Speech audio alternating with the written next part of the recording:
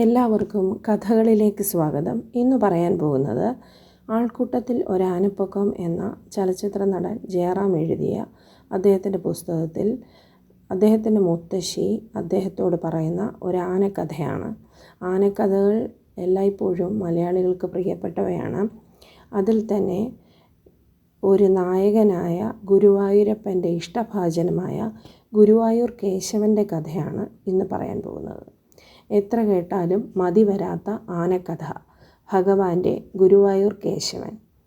നിലമ്പൂർ കോവിലകത്ത് നിന്ന് ഗുരുവായൂരപ്പൻ്റെ മുന്നിൽ നടയിരുത്തിയതായിരുന്നു കുട്ടിക്കേശവനെ. കുട്ടിക്കേശവൻ എന്നൊന്നും പറയാൻ വയ്യ. 15 വയസ്സെങ്കിലും ആ സമയത്ത് കേശവൻ ഉണ്ടായിരുന്നു. തനി രാജകുമാരനായിരുന്നു നമ്മുടെ കേശവൻ. ആരെയും കൂസാത്ത പോലൊരു പ്രകൃതം. ആരെങ്കിലും അടുത്തേക്കെത്തിയാലോ തലകുലുക്കി ഒരനക്കത്തിൽ പീഡിപ്പിക്കും. അവൻ്റെ തലകുലുക്കൽ കാണുമ്പോൾ വന്നവർ ഒരോട്ടമോടും. എന്നാലോ കുട്ടികളെ ബഹു ഇഷ്ടമായിരുന്നു കേശവന്. കുട്ടികളെയൊക്കെ പുറത്തു കയറ്റി സവാരി നടത്താൻ കേശവന് പെരുത്ത് ഇഷ്ടമായിരുന്നു. ഗുരുവായൂരപ്പൻ്റെ കേശവനായി മാറുന്നതിന് മുമ്പ് നിലമ്പൂർ കോവിലകത്തായിരുന്നു നമ്മുടെ കേശവൻ. അവിടെ ഒരു മുത്തശ്ശി ഉണ്ടായിരുന്നു, കോവിലകത്തെ മൂത്ത തമ്പുരാട്ടി. തമ്പുരാട്ടിക്ക് കുട്ടിക്കേശവൻ എന്ന് വെച്ചാൽ ജീവനായിരുന്നു. കുട്ടിയായിരിക്കുമ്പോൾ കാട്ടിൽ നിന്നും കൊണ്ടുവന്ന കേശവനെ മുത്തശ്ശിയും കോവിലകത്തുള്ള മറ്റുള്ളവരും പൊന്നുപോലെയാണ് നോക്കിയത്.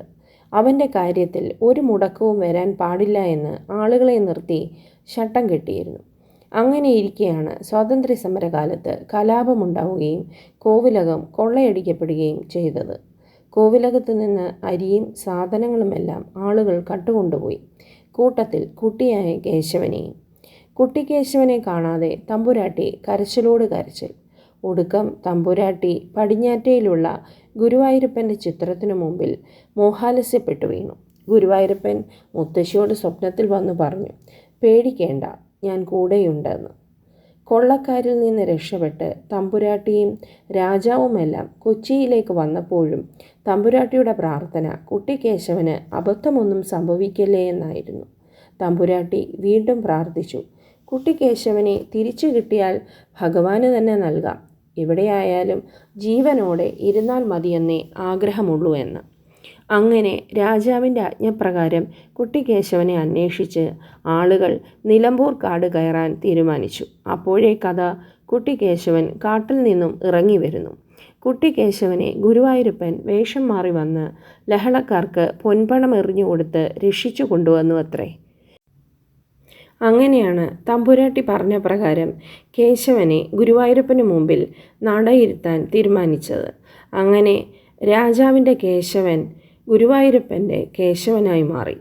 ഗുരുവായൂർ കേശവൻ രാജപ്രതാപനായി വാഴുന്ന കാലം. നിലമ്പൂർ കോവിലകത്ത് നിൽക്കുന്ന കാലത്തെ കേശവനെ അവൻ്റെ തലപ്പൊക്കവും ഉയരവും കണ്ട് ആളുകൾ കളിയാക്കി വിളിച്ചിരുന്നത് എവറസ്റ്റ് എന്നായിരുന്നു. അത്രയ്ക്കുണ്ടായിരുന്നു കേശവൻ്റെ ഉയരം. 10 അടിക്ക് മുകളിൽ ഉയരമെത്തിയ ഒരു ഒന്നാന്തരം ആനയായപ്പോൾ കേശവൻ്റെ കാൽവിരലിലെ നഖങ്ങളുടെ എണ്ണം 20 ആയിരുന്നു. 20 നഖങ്ങൾ ചേരുക എന്ന് പറഞ്ഞാൽ അത്രയും ലക്ഷണമൊത്തവനെന്നർത്ഥം. അങ്ങനെ കേശവനെ കാണാൻ ആളുകളുടെ ബഹളമായി. കേശവൻ എത്തും മുന്നേ അവിടെ തലപ്പൊക്കക്കാർ വേറെ ഉണ്ടായിരുന്നുവെങ്കിലും കേശവൻ്റെ വരവോടെ എല്ലാവരുടെയും ശ്രദ്ധ അവനിലേക്കായി. അസൂയക്കാർ പലരും അവനെ പ്രാന്തൻ കേശവൻ എന്നു വരെ വിളിച്ചു. ഗുരുവായൂരപ്പൻ്റെ ഇഷ്ടനായി മാറിയ കേശവൻ ഒരു കാര്യത്തിൽ മാത്രം ഒരടി പിന്നോട്ടായി. ഗുരുവായൂരപ്പൻ്റെ മുമ്പിൽ നടക്കുന്ന ആനയോട്ടത്തിൽ ഇത്രയും ആരാധകരുള്ള കേശവൻ അവരെയെല്ലാം നിരാശപ്പെടുത്തി. ആനയോട്ടത്തിൽ എപ്പോഴും പിന്നിലായിരുന്നു കേശവൻ. ഗുരുവായൂരപ്പൻ കേശവൻ്റെ തലയിലങ്ങ് കയറിയെന്ന് പറഞ്ഞാൽ മതിയല്ലോ. ഒരു തവണ ആനയോട്ടത്തിൽ എല്ലാവരെയും അത്ഭുതപ്പെടുത്തി കേശവൻ ഒന്നാമതെത്തി. ഒരു പരീക്ഷണം കൂടി ജയിച്ചതോടെ കേശവന് വേണ്ടി ആളുകൾ ഗുരുവായൂരിലേക്ക് ഓട്ടമായി. ശരിക്കും നെട്ടോട്ടം. മറ്റാരെങ്കിലും ബുക്ക് ചെയ്യുന്നതിന് മുമ്പേ ഏക്കത്തുക ഉറപ്പാക്കി കേശവനെ ബുക്ക് ചെയ്യുവാനുള്ള പൂര കമ്മിറ്റിക്കാരുടെ നെട്ടോട്ടം. പൂരങ്ങളുടെ പൂരങ്ങളിലും ഉത്സവങ്ങളായ ഉത്സവങ്ങളിലും കേശവൻ തന്നെ കേമൻ. എവിടെ പോയാലും തലപ്പൊക്കത്തിൽ കേശവനെ വെല്ലാൻ ആനകളില്ലെന്നായി. അക്കാലത്ത് കേളികേട്ട ആറാട്ടുപുഴ പൂരം കൊച്ചി മഹാരാജാവ് നേരിട്ട് നടത്തുന്ന മഹാപൂരം. കൊച്ചി മഹാരാജാവിന് ആരാണ് കേമൻ എന്നറിയാനൊരാഗ്രഹം. അങ്ങനെ അക്കൊല്ലത്തെ പൂരത്തിന് ഗജവീരന്മാരെ അണിനിരത്തി തലപ്പൊക്ക മത്സരം തന്നെ സംഘടിപ്പിക്കാൻ കൊച്ചി മഹാരാജാവ് തീരുമാനിച്ചു. ദേശങ്ങളിൽ നിന്നെല്ലാം ആനകൾക്ക് ക്ഷണക്കത്ത് വിട്ടു. കൊമ്പന്മാരായ കൊമ്പന്മാരെല്ലാം ആറാട്ടുപുഴയിൽ അണിനിരന്നു. ഗുരുവായൂരപ്പൻ്റെ പ്രസാദം വാങ്ങിക്കഴിച്ച് കേശവനും ആറാട്ടുപുഴയിലെത്തി. തമിഴ്നാട്ടിൽ നിന്നെത്തിയ കുംഭകോണം കുട്ടിച്ചിദംബരൻ എന്ന ഒരു കൂറ്റൻ ആന എത്തിയതോടെ നമ്മുടെ കേശവൻ്റെ ഗതി പരിങ്ങലിലാണെന്നൊരു ശ്രുതി പരന്നു. പോരാതെ കൊച്ചി മഹാരാജാവിന് ഏറെ താല്പര്യമുണ്ടായിരുന്ന തൃപ്പൂണിത്തുറ ശേഖരൻകുട്ടിയും വന്നെത്തിയിരുന്നു. കാച്ചാങ്കുറിശി, വലിയ കുഞ്ഞിക്കേളൻ, കൂടലാറ്റുപുറം സുബ്രഹ്മണ്യൻ, സ്വാമിയാർ മഠം ശ്രീവല്ലഭൻ, ചെങ്ങല്ലൂർ പത്മനാഭൻ, ദേശമംഗലത്ത് വാരിജാക്ഷൻ, മാടമ്പ് ശ്രീനാരായണൻ, മലപ്പുറം വലിയ പൂക്കോയത്തങ്ങളുടെ അയ്യപ്പൻകുട്ടി തുടങ്ങി എല്ലാ കേമന്മാരും എത്തിയിട്ടുണ്ടായിരുന്നു. ആവണപ്പറമ്പ് വലിയ ഗോവിന്ദനും കുംഭകോണം കുട്ടിച്ചിദംബരനും കേശവനുമായിരുന്നു നടുക്ക്. മത്സരത്തിൻ്റെ ഓരോ ചുവട് വയ്ക്കുമ്പോഴും കേശവൻ ഓരോ അനക്കമായി തല ഉയർത്തി തന്നെ നിന്നു. ഗുരുവായൂരപ്പൻ്റെ സ്വർണ്ണക്കോലമാണ് കേശവൻ്റെ തലയിൽ. കുട്ടിച്ചിദംബരനെ തോൽപ്പിക്കുക പ്രയാസം എന്ന് പറഞ്ഞിരുന്ന ആളുകൾ പതുക്കെ അവിടെ നിന്ന് മാറിത്തുടങ്ങി. ഒപ്പം തന്നെ മറ്റു ചില തന്ത്രങ്ങളും പയറ്റി നോക്കി. പൂക്കോയ തങ്ങളുടെ അയ്യപ്പൻകുട്ടിയെ കൊണ്ട് കേശവനെ ഒന്ന് കുത്തിച്ചു. പിന്നാലെ ആവണപ്പറമ്പ് ഗോവിന്ദനും കേശവൻ്റെ മെക്കിട്ട് കയറി. പാലം കുലുങ്ങിയാലും കേളൻ കുലുങ്ങില്ലെന്ന് പറഞ്ഞതുപോലെ കേശവന് ഒരനക്കവുമില്ല. പിന്നെയും തല ഉയർന്നതല്ലാതെ ഒരു തരി പോലും താണില്ല. മേളം അങ്ങനെ കൊട്ടിത്തിമിർക്കുകയാണ്. കേശവൻ അങ്ങനെ ഇന്ത്യയിൽ തന്നെ തനിക്ക് മത്സരിക്കാൻ ഇനി ആളില്ലെന്ന് ഉറപ്പിച്ചുകൊണ്ടു. മഹാരാജാവിന് പിന്നെയും സംശയം. മേളം തീരുന്നതുവരെയുള്ള 3.5 മണിക്കൂർ കേശവൻ്റെ തല ഒരനക്കം പോലും താഴുന്നില്ല. പാതിരാത്രി വരെ നീണ്ട ഉത്സവത്തിമിർപ്പിലും ഗുരുവായൂരപ്പന് നൽകാൻ ഒരു പൊൻ സമ്മാനവുമായി താൻ മടങ്ങൂ എന്ന് ഉറപ്പിച്ചുള്ള നിൽപ്പായിരുന്നു കേശവൻ. ഒടുക്കം വിധി പ്രസ്താവിച്ചു. എന്തിനു പ്രസ്താവിക്കണം? എല്ലാവരും കാണുകയല്ലേ കേശവൻ്റെ തലയെടുപ്പ്. 51 പവൻ തൂക്കമുള്ള ഗജരാജൻ എന്ന് കൊത്തിയ സ്വർണഫലകം ഗുരുവായൂർ കേശവൻ്റെ നെറ്റിയിൽ ചാർത്തി. ലോകം മുഴുവൻ ആരാധിക്കുന്നവനായി കേശവൻ മാറി. എല്ലാ അനുഗ്രഹങ്ങളും ലഭിക്കുമ്പോഴും ഗുരുവായൂരപ്പൻ്റെ മുമ്പിൽ കേശവൻ വിനയാന്വിതനായി. ബലരാമനെ പോലെ കൂടെ തന്നെ നിന്നു.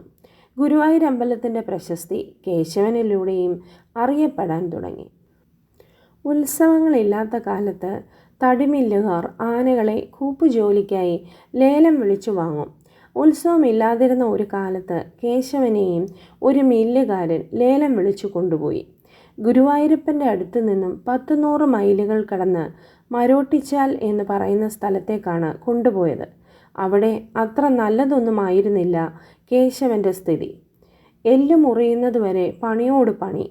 ഭഗവാന്റെ സ്നേഹമാർന്ന ആനയാണ് എന്നൊന്നും നോക്കാതെ കേശവനെ അടിച്ചും വേദനിപ്പിച്ചും പണിയെടുപ്പിച്ചു. അത് കേശവൻ അത്ര പിടിച്ചില്ല. കേശവൻ വക്കക്കയറുമിട്ട് എല്ലാവരെയും ഒന്ന് പേടിപ്പിച്ച് ഒരു നടത്തം.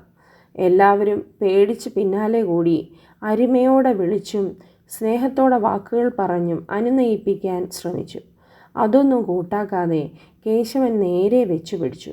മൈലുകളോളം നടന്ന് നേരെ വടക്കുംനാഥൻ്റെ മുന്നിലെത്തി തൃശ്ശൂർ റൗണ്ട് മുഴുവൻ ഒന്ന് വലം വെച്ച് വടക്കുംനാഥൻ്റെ മുമ്പിലുള്ള പ്ലാവിൽ നിന്ന് 2 ചക്കയും പറിച്ച് അതിലൊന്ന് തിന്ന് മറ്റേത് വഴിച്ചെലവിനായി എടുത്തു പിടിച്ച് പിന്നെയും നടത്തം തന്നെ.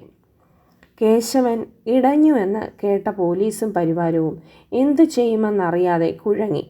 ഗുരുവായൂരപ്പൻ്റെ സ്നേഹമല്ലേ, എന്തെങ്കിലും ചെയ്താൽ, അങ്ങനെ ചിന്തിച്ച് കേശവൻ്റെ പിന്നാലെ തോക്കും പിടിച്ച് പോലീസുകാർ നടന്നതല്ലാതെ ഒന്നും ചെയ്തില്ല.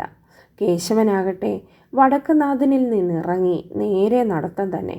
പുഴയ്ക്കൽ പുഴയിലിറങ്ങി ഒരു കുളിയും പാസാക്കി പിന്നെയും നടന്നു. കേശവൻ്റെ ലക്ഷ്യം ഗുരുവായൂരപ്പൻ തന്നെയായിരുന്നു. ചങ്ങലയും വലിച്ച് നീങ്ങുന്ന കേശവൻ്റെ പിന്നാലെ ആളുകൾ രാത്രിയെന്നൊന്നും നോക്കാതെ നടപ്പ് തന്നെ. കേശവൻ ആരെയും ശ്രദ്ധിച്ചില്ല. പരാതി പറയാൻ അമ്മയുടെ അടുത്തേക്ക് ഓടിപ്പോകുന്ന കുട്ടിയെപ്പോലെ ഗുരുവായൂരപ്പൻ്റെ അടുത്തേക്ക് കേശവൻ നടന്നു. കേശവൻ്റെ പിണങ്ങിയുള്ള വരവറിഞ്ഞ് എല്ലാവരും കൂടുതൽ ശ്രദ്ധാലുക്കളായി നിന്നു.